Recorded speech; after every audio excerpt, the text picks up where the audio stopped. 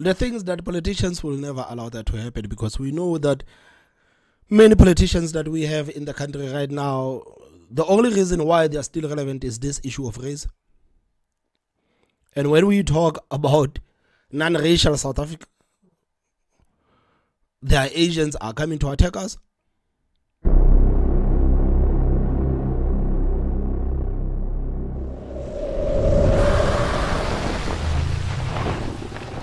The 360 experience with Thomas M. You know, as we go to the elections in a day and a couple of hours, one of the things that really has been keeping me up at night is how are things going to change after these elections? What is it are we going to do differently this time around? Because I believe that as average South Africans, this is time for us to introspect ourselves. This is time for us to introspect our own country. And this is time for us to be honest about the things that have been happening in this country.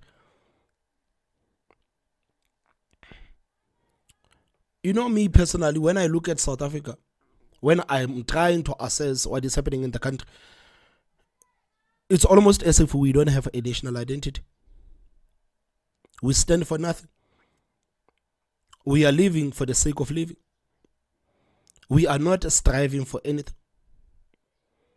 And we have a political system that has failed people time and time again. I know that we always talk about the people that do not want to participate in any discourse, the people who are choosing to abstain, the people who are choosing to sit at home when it's election time. But to be fair, some of these people actually have pretty compelling reasons why they are deciding to sit at home.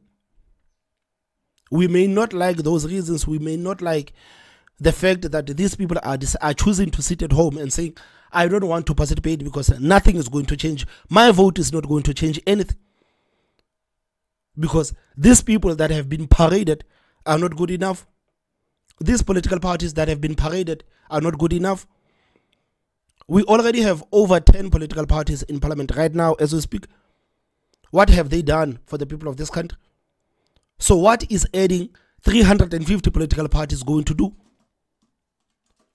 If we already have over 10 political parties in parliament, and these political parties have not inserted any change on people's lives, what is the purpose for us to have 350 political parties contesting elections this time around? I mean, when you watch parliament, it's almost as if we have 3 or 4 political parties that are participating. And you have 10 political parties that are simply there for being there. But at the end of the day, South African taxpayers are the ones that are paying for these people to be there. They are paying for these people to enjoy the finer things in life. They are paying for these people to enjoy the perks that average South Africans will never get to enjoy. So sometimes, as much as I hate, guys, I say this all the time, that I hate when people decide to abstain in the elections. But sometimes when people say that, guys, we already have political parties in parliament, and these people have never done any tangible thing for us, what is the purpose for us to vote? I myself do not have any answer for that. I do not have any answer for that, because I'm one person that maybe sometimes I would like to think that I'm naive, to think that, okay, maybe a certain political party is going to bring change. But we already have those political parties. And what have those political parties done? The ANC has continued to do its things and to answer to no one. The political parties that we have currently right now in parliament are not holding the ANC accountable for anything. It's almost as if these people are bored by the ANC to sit in parliament and to do nothing. They are not holding ANC accountable for anything. They are simply there in parliament for the vibes of being in parliament. So when people say that the political system has failed us, we don't want this political system. We are sick and tired of this political system. What is it can we say to convince these people to go to the polls and vote. When people tell you that the politicians that we have, the political parties that we have, the only thing that these people are good at is dividing us, is making us fight, while they enjoy the taxpayers' money there in parliament. So what is it are we going to do different this time around? What are we going to do different this time around? Are we ever gonna sit down as the people of this country and say, guys, how about we change our identity? How about we start formulating some goals and saying that South Africa is here and we want to go there? Because right now we are on autopilot. We are on autopilot, and I guess the most painful thing about this country being on autopilot is that it seems like a majority of the people in this country, they are okay with how things are. They are okay with the country being where it is today. So we may come on these platforms, we may make noise on these platforms, on social media. But is it ever going to be enough? Is it ever going to be enough?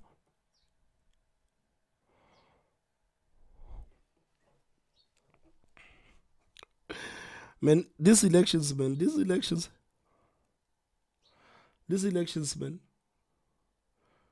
We're going to vote for a politician one more time.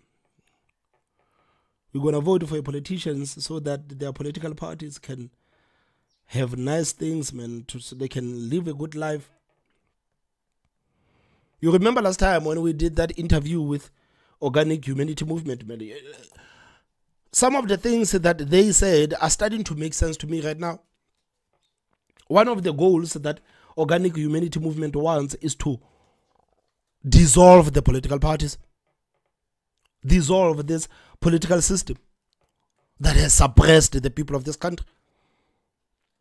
This is one of the things that actually makes Organic Humanity Movement quite different from all of these people that are contesting the elections. Because they do not believe in this political system that we currently have.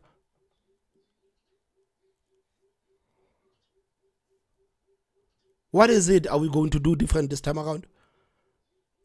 Are we going to continue to be on autopilot? And are we ever going to acknowledge the fact that a huge chunk of people is sick and tired of this political system? Are we ever going to acknowledge that? Because when you speak with the people, man, a lot of people have actually said that, I don't know what to vote for. I don't know which political party to vote for. And I think these people are saying these things is because it's going back to the political system that we have. Because if it was easier, if the people were easily convinced that certain political parties are there and they are there to make change, it was never going to be so hard for people to say that I'm going to vote for this political party or I want this certain political party to win. But the fact that right now we are going to the elections in a day and a couple of hours, but we have the people that still are undecided which political party to vote for, they are simply going to go out and vote because it is their right. It is their right and they need to exercise that right. Because after the elections, if you didn't vote, you have no right to complain. It is their right. But the fact that right now, as we speak, they are uncertain, it shows that the talk about the political system needs to be heard in this country. It needs to be heard. Otherwise, we are going nowhere fast. We are going nowhere fast. So, I want us to watch this video, guys. You know, I was watching this video by Penuel earlier today. And this video actually made a lot of sense to me. And Penuel, this time around, this clip is going to talk about what this country could be like in the future. And I think he has summed it perfectly for us to try to understand that, okay, maybe these are the things that, maybe these are the options for us to choose from. These are the options for us to choose from. So I would really like to thank Penuel for actually taking time to make such a brilliant video. Guys, if you haven't watched this video, please make sure that you go on the Convo. That is the name of the channel. It's the Convo, Konvo. And make sure that you watch this whole clip. It is very triggering, but it's truthful. It's very triggering. How I envision the future beyond the 29th of May elections. We need to have General Bantu Olomisa spoke about a national dialogue. Ex-President Thabo Mbeki spoke about a national dialogue. We need to have CODESA 2.0 that excludes people over the age of 60 and arguably excludes people over the age of 50. If chances are you're not going to be alive in the next 30 years, you should not be sitting there. Should consult with young children under the age of 18, maybe under the age of 16. But for me in particular, from 16 all the way to maybe 50, we need to have representatives that are going to sit down and discuss all those major issues I spoke about. And what do we want the brand of South Africa to be? What do we want for this country? It could be something as silly as we want to change the national anthem to have more of a vibe and not sound like some British militant anthem. And I know that Penuel said that we might exclude some of the people, but the problem in this country is like, as much as, okay, we might exclude some of the people that are over 50 or 60 and try to include the people that are younger. But right now in this country, we need to acknowledge the fact that we have a problem of young people not wanting to participate in any discourse that has to do with this country. So how are we going to get over that problem? Because we want young people to be there. We want young people to be there. We want young people to express themselves. But are we ever going to be able to get them in a room? Are we ever going to be able to convince young people to go to a certain area? Let's say this national dialogue is taking place and almost every week we are going somewhere. Are we ever going to be able to convince young people to go there and to talk about the issues that are affecting this country? Because this is the problem that we have currently right now. So I don't think we need to exclude the people that are the senior. No, we don't need to exclude them. Maybe we can put them in a room, but I don't think we need to exclude them. Because even if we exclude them, chances are the young people in this country are not going to participate.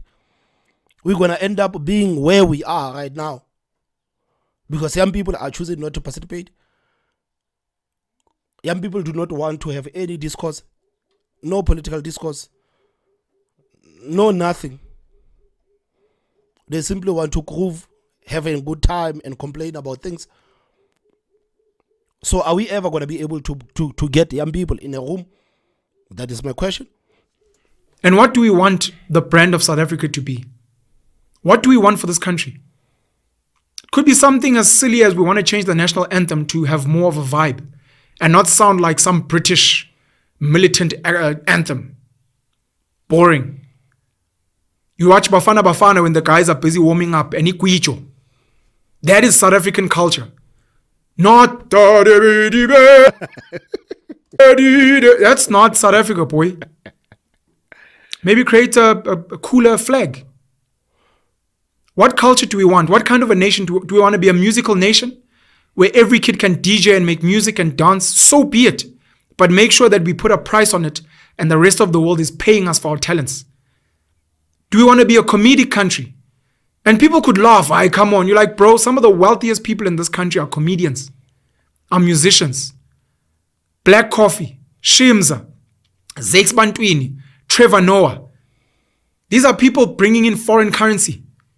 Actors like Otusombedu, Dr. John Kani. Do we want to be a Lion King, Sarafina country? So be it, we'll decide. Do we want to invest maybe more in maths and science? Do we want to make sure that we reindustrialize? We want to speak about our energy? Do we want to focus on coal and not be dictated to by the West and being given $8.5 billion about Cyril to potentially loot again, to tell us we must use independent power producers and go renewable when we've got a lot of coal and we want to boost our nuclear? The apartheid government had a nuclear weapons program which was dismantled before the ANC took over. We want to bring that back and we want to remove the Pelindaba Treaty which says Africa will be a nuclear-free zone. Why?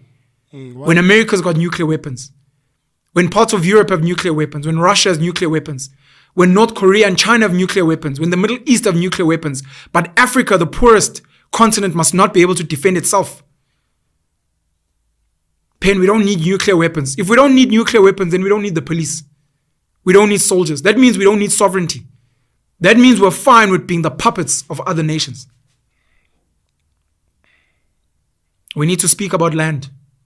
We need to speak about revolutionizing our education. We need to speak about maybe removing race from demographics and saying we no longer speak black, white, colored, Indian, and you're either South African or not. You meet someone and they say, I'm French. You meet someone, they say, I'm British. You meet someone, they say they're American. That's it. Must meet someone, they say they're South African. I'm an Indian South African. I'm a colored South African. I'm a black. No. The thing is that politicians will never allow that to happen, because we know that many politicians that we have in the country right now, the only reason why they are still relevant is this issue of race. And when we talk about non-racial South Africa, their agents are coming to attack us. This issue of race particularly, I think this is one of the issues that have actually held South Africa back from a lot of things. South Africans have actually failed to integrate because of the politicians and their rhetoric towards race. Politicians, if there's one thing that they have mastered, is to make sure that the people hate each other by race, is to make sure that South Africans are divided by race. This is one issue that has actually made it almost impossible for us to come together as the people of this country.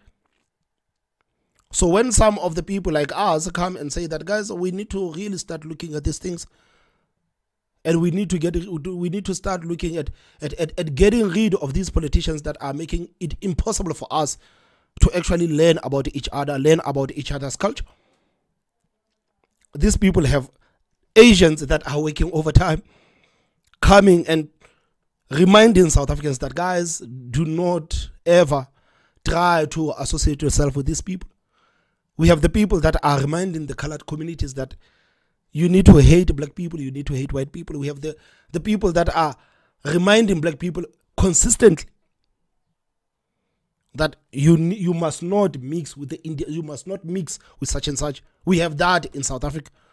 And unfortunately, some of the people have actually built up careers by making sure that the South Africans are divided. So what you are saying is quite brilliant, but I don't know how possible it's going to be with the politicians that we have in the country today. I don't think I don't know how it's going to be, but it's very nice that you are also considering that. It's very nice that you are also considering that, because when it comes to me, even me personally, like I'm fully committed to a non-racial South Africa. I'm 100% committed to a non-racial South Africa. I'm never gonna dismiss the fact that we have good white people, we have bad white people, we have good Afrikaners, we have bad Afrikaners, we have good black people, we have bad black people. This is the reality of the things on the ground.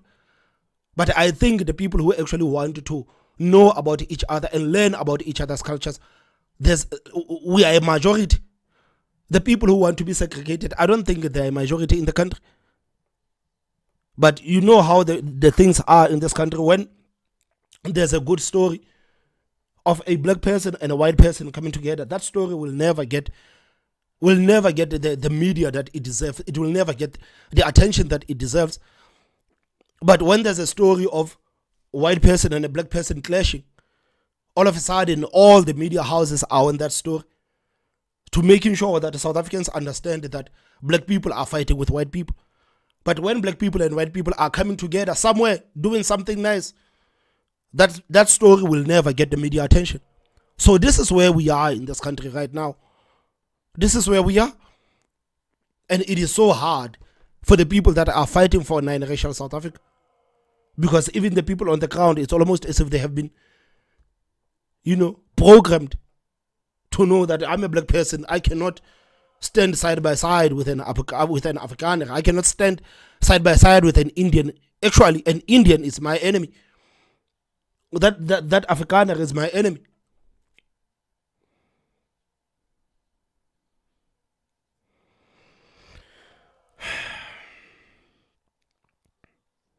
That's why, man, we need to get rid of these politicians, man. Like OHM, man. Like OHM is making a lot of sense.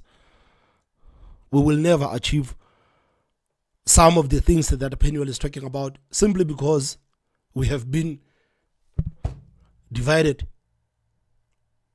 These things that Penuel is talking about, they need us to be united as the people of this country. They need us to be one. But we can never achieve any of these things if we are not one. We need to speak about land. We need to speak about revolutionizing our education. We need to speak about maybe removing race from demographics and saying we no longer speak black, white, colored, Indian, and you're either South African or not. You meet someone and they say, I'm French. You meet someone, they say, I'm British. You meet someone, they say they're American. That's it. Must meet someone, they say they're South African. I'm an Indian South African. I'm a colored South African. I'm a black. No. South African. Just a South African, and we need to have those conversations. So this would be a work in progress, maybe over a period of 5 years. Maybe from 2024 all the way to 2030. And then we pass it on to the next generation and say in 30 to 50 years, you guys can then sit down. And we've given you maybe a reworked constitution, a reworked political structure. We've brought in blockchain. We've brought in a new type of currency. We've brought in, maybe we've removed certain borders, or we've reimagined the borders. We've reimagined architecture. We've reimagined music. We've reimagined so many things. Technology, the type of transport systems we have. We've reimagined the economy. We've reimagined gender roles. We've reimagined how we live. And maybe we become a blueprint for the world. The same way people speak about the education system in Finland. The same way people speak about Singapore. They speak about South Korea. China. They speak about the dragons in China. At some point, there was the technological push in Japan. We can also be a world leader in how we run, and people want to learn from us. And that can come from a CODESA 2.0. I'd like us to remove the provincial structures. Speaking to so many people, including the premier candidates, I've realized that our provincial structures are an unnecessary bottleneck to effect change. We need to make our local structures stronger. We need to scrap things like deputy ministers. I spoke about that earlier. We need to move to meritocracy sooner rather than later. Yes, we have to fix injustices. Yes, we need to have some type of transformation, but it does not need to represent the demographics of the country. That type of talk is cute. But if America were to represent the demographics of America, the NBA would be majority white with a big chunk of Hispanics. But they have a largely black NBA because those are the most talented people. Yes, of course, in America, there is fair opportunity. That's why the most talented people get to be there. So in South Africa, we need to fix that as well so that the people who are the most capable have fair access to opportunity. But it does not have to be equality in outcome. We can have our economy run by Indians. We can have our sports being run by coloreds. We can have politics run by white people. We can have our education system dominated by black people. We can have global economic transformation being led by black people because they are the most capable. But that requires opportunities to be equal and access to resources and we move to the most talented, most capable people running this country in their various formats. And you know, when you listen to Penuel speak, man, and it actually makes you realize that the people who actually have ideas, or the people who have the ideas about how this country can move forward, these people are far from politics. These are kind of conversations that you will get from the people that are not in politics. But the people that are in politics, the people that can actually do something about some of these things, they don't talk like Penuel. They actually do not wish anything like what Penuel is talking about. They are okay with how things are. It is so weird, man, that the people who can talk about future, these people are not in politics. And if some of these people try to enter into the political space, they are being ridiculed. They are being pushed aside. Because you listen to the leader of R150 Mpodagata. I love Mpodagata, man. You listen to Mpodagata's talk about the future. You listen to Mpodagata talk about technology, talk about education. We need someone like that. We need people who are so bright, people who understand how the world is moving. But unfortunately, people like Mpodakata will never make it to the big time. Unfortunately, in this country, the political system has actually built a nice house, and if you want to get into that house, you need to behave like them. You need to behave like them. You will never rise in the ranks. You will never be seen as a valuable politician if you talk like Penuel, if you talk like Mpodakata. You will actually be pushed aside. This is what the political system has done to this country. It has basically destroyed South Africa. It has actually brainwashed South Africa into thinking that this is politics and this is the only way politics has been done. But you look at other world, man. You look at Singapore, you look at South Korea, you look at China, man. You can see that these countries, the people like Mpodakata are the people that are appreciated. They appreciate the people like that. They appreciate the people who actually understand how the world is moving, what we can do to better ourselves. But in South Africa, unfortunately, this is not how things are working. In South Africa, if you want to make it to big time, whether you like it or not, you have to play racial politics and identity politics. Whether you like it or not, you can never make it to big time. Talking about blockchain, talking about nanotechnology, talking about, you will never make it to big time. You will never make it to big time. And that is the most unfortunate part. That is the most unfortunate part. Because you would think that young people in this country would actually be attracted to people like that. But it seems like even the people in this country are not attracted to the likes of Mpodakata. They are not. They want their typical politicians who always talk about race, who always gaslight them with race, and who always spew out the rhetoric that divides the people. This is what the people actually want.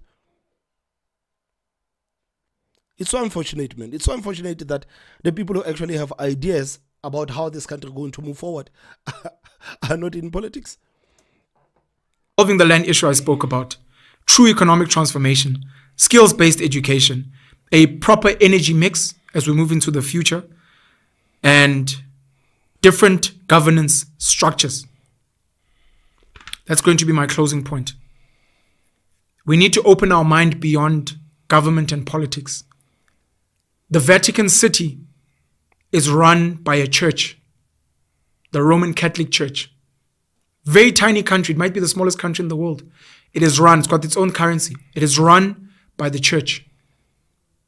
In certain parts of the world, like Eswatini, it is run by a king or a monarch. The United Kingdom is run by a monarch. So there are places that are run by kings and queens. Even in South Africa, certain parts of the country, arguably, even though they've become figureheads. And we need to speak about the relevance of those people and if we still need them moving forward. We could be run by civil organizations. Imagine if Gift of the Givers was given a province to run the way that they operate. Imagine if other organizations, civil organizations that people fund, that people volunteer for, get to run certain towns and cities. And we're like, no, here we don't vote. Here people choose where they spend their money.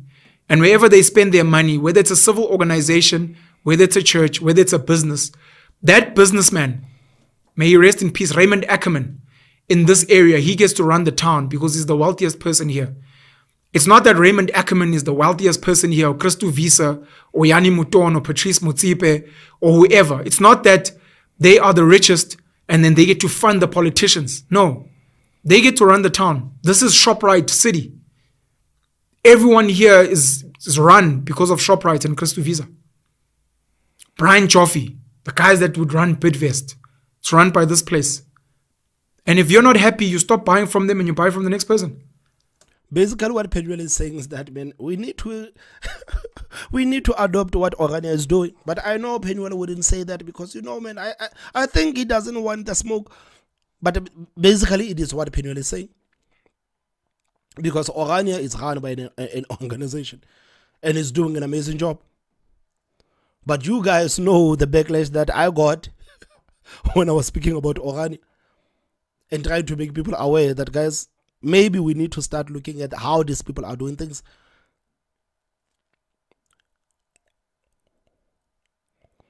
Maybe we need to start emulating what the people of Orania are doing. But it is always hard, man, when you engage in these topics, because the Asians that are working overtime to making sure that the people of this country are divided, they will always make sure that your words are out of context. They will always say things like, yeah, Thomas, you are black, you will never enter Orania. But that is not the point. That is not the point. The point I made is that we need to emulate what the people of Orania are doing. Whether I can enter Orania or not, that is the topic for another day. But these are the things that have been said, so that these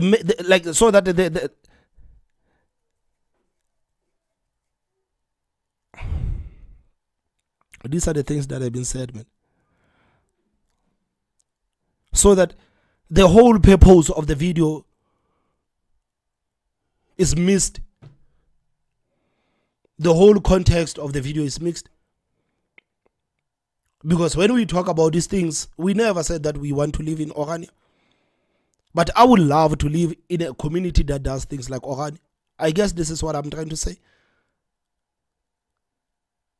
I would love to live in a clean community. I would love to live in a safe community. I would love to live in a town where people are working. I would love to live in a town where people are contributing and working hard to making sure that place is a success. But when we say these things, people are always working overtime, making sure that they misquote us and making us look like we are trying to get into Orania. When we say that the communities in this country, they need to look at what Orania is doing and try to emulate what the Oranians are doing. This is what we are saying. But instead, we are being misquoted so that the narrative can continue. So yeah, we are being misquoted. And it is so frustrating, because the people that are living in these dangerous communities, the people that are the victims of these dangerous communities, instead of listening to what we are saying, they simply choose to listen to these people that are gaslighting them. It is so easy for them to swallow this narrative that people are saying, instead of simply listening to what we are saying. So I fully understand what Penuel is saying. I fully understand what Penuel is saying. But unfortunately, someone will come out and try to make it look like Penuel is trying to defend other people, is trying to what and what. And the people on the ground, they will take that narrative over what Penuel is saying. Me with this channel, I guess it has been the most saddest part about the things that we have discussed so far. That it's so easy for people to misquote and put your words out of context, instead of simply trying to listen to what we are saying. Everyone here is run because of ShopRite and Christo Visa. Brian Joffy, the guys that would run Bidvest, it's run by this place. And if you're not happy, you stop buying from them and you buy from the next person. So we need to reimagine governance structures. Certain places could be run by schools. If the school leadership is that brilliant, you've got Grey College in Bloemfontein, the best school on the African continent, and the number one rugby school in the world. What can they teach us in governance and how they operate their school? What does their school governing body look like? How do they develop their young men into becoming world leaders? How do they manage their budgets so that they're not the most expensive school in the country? How can we learn from them as a governance structure? How do we learn from Afriforum?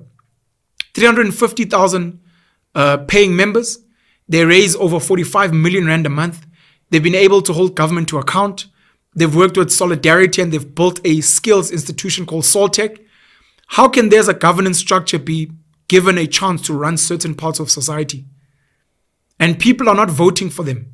People are willingly donating and saying, please do the work. And if you no longer do the work, we will no longer fund you. Imagine if government could only get tax money through donation.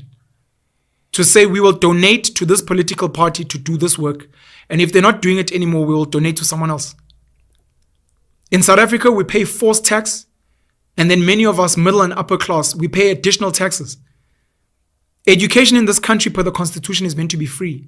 So anyone who is paying a rand or more in school fees is paying an additional tax. Healthcare, according to our constitution, is meant to be free. So anyone with the medical aid, anyone that uses private healthcare is paying an additional tax. Toll gates are an additional tax. We already have a budget to maintain roads. Why more money to maintain roads, especially that's going to private companies that maintain those roads? Hey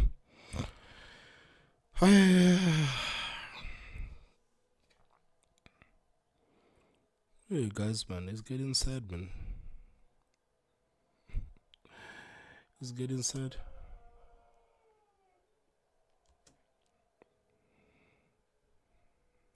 There are so many additional taxes we pay. Fuel tax. On top of paying normal tax, you also pay a fuel levy, which if you look at all the taxes combined might be 70% of the fuel that we pay. So we should be allowed to vote. I will not pay an additional tax because I don't smoke, I don't drink, therefore I don't pay extra tax. If I don't have a car outside of public transport, I don't pay the extra tax of fuel. Maybe I get a bicycle. Maybe I get an e-scooter. If we reimagine education, where we've got schools that are self-sustaining and the children sell and produce their own things that make money, all of a sudden I don't have to pay school fees. And so on and so forth. We need to reimagine. I think I'll close it there, man. Shout out to the team at the Penuel show. I need to.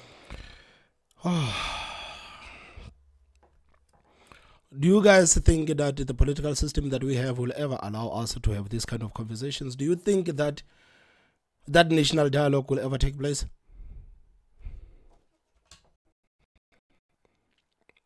Do you think that national dialogue will ever take place? Guys, I don't know, man. Please tell me what you think on the comment section. You know, I'm quite sad as we go to the elections. I don't know why.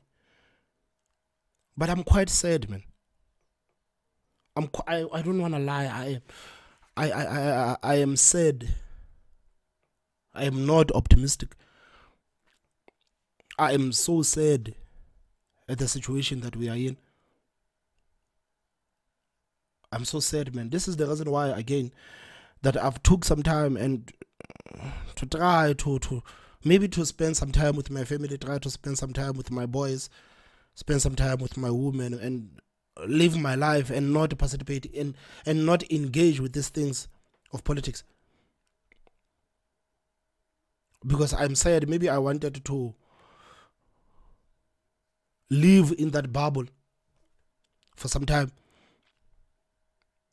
Because I'm sad at the situation, man. Every time when I sit at home and sit down and pull out my phone or trying to look at what I can watch on television, man, it always brings me to Thomas, go to the studio, man. And I'm trying to avoid coming to the studio because I'm sad about where we are as this country. I'm sad that we are not eager for change. We are not eager to have a better country. We are not eager to do any of those things. It's been so hard, man. And as we approach the elections, man, it's almost as if like the weight is almost getting unbearable. The weight is getting unbearable. Are we ever going to have conversations about these things? Are we ever going to talk about these things? That is the question that I have. Guys, please tell me what you think on the comment section. Don't forget to hit that like button, and the most important part, subscribe. My name is Thomas Maba, so I will see you next time. Bye-bye.